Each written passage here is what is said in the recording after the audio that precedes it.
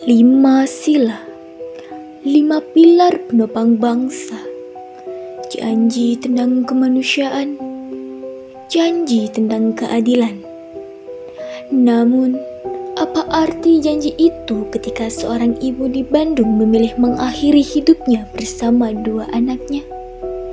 Terdorong oleh himpitan utang dan terdorong dalam keputusasaan.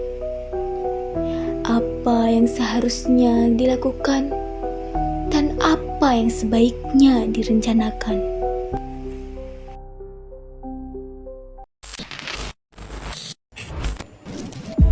Sebelumnya, perkenalkan, nama saya Firza Folia Soleha. Saya dari kelas KPIC, Prodi Komunikasi dan Penyiaran Islam UIN Kiai Haji Abdurrahman Wahid Pekalongan. Saya akan sedikit membawakan berita mengenai bunuh diri keluarga dan relevansi dengan Pancasila.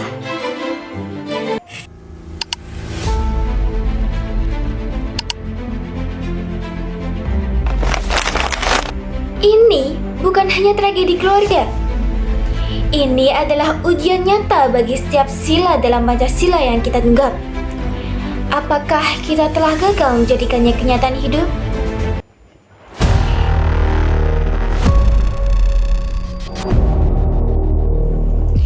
Mari kita tilik sila demi sila. Yang pertama, sila ketuhanan yang Maha Esa. Sebuah keluarga yang seharusnya dilindungi sebagai anugerah justru hilang nyawa. Di mana perlindungan bagi yang lemah dan terpuruk? Yang kedua, sila kemanusiaan yang adil dan beradab. Surat wasiat EN berteriak tentang kelelahan lahir dan batin. Ini adalah kegagalan kita memanusiakan manusia, mengabaikan jeritan batin sama warga bangsa. Lalu sila yang ketiga, yaitu persatuan Indonesia. Tragedi ini menguak luka yang tersembunyi.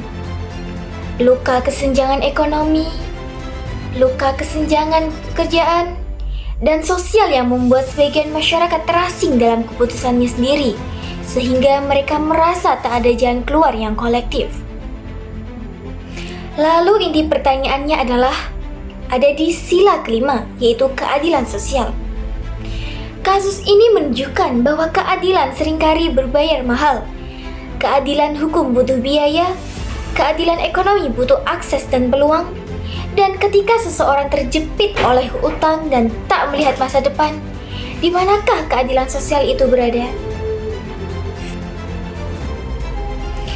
Ia tidak hanya tentang hukum formal, tetapi tentang sistem yang inklusif, sistem yang bisa menjangkau, mendengar, dan menolong sebelum segalanya terlambat. Apakah jaringan pengaman sosial kita, program bantuan pemerintah, sudah cukup tanggap dan terjangkau bagi mereka yang di ujung tanduk? Lalu bagaimana kita memperbaiki ini? Pancasila bukanlah mantra, ia harus jadi panduan bertindak. Dalam sila keempat, yaitu sila kerakyatan, suara masyarakat rentan harus didengar lebih keras dalam perumusan kebijakan. Musyawarah untuk mufakat harus sampai ke akar rumput. Dan sila kelima, yaitu sila keadilan sosial, pemerintah harus memperkuatkan dan mempromosikan akses ke bantuan hukum, kesehatan mental, dan program pengentasan kemiskinan secara masif. Sistem deteksi dini krisis keluarga di tingkat RT atau RW perlu digalakan. Kisah pilu keluarga di Bandung adalah pengingat keras. Pancasila akan terus menjadi rangkaian kata indah di dinding.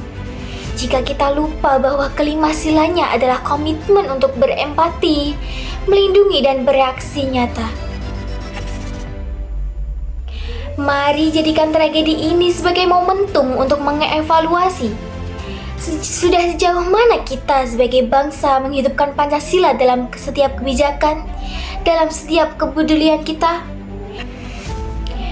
Dan keadilan sosial itu harus dirasakan oleh yang paling kecil, yang paling terdorong ke pinggir, dan yang paling putus asa.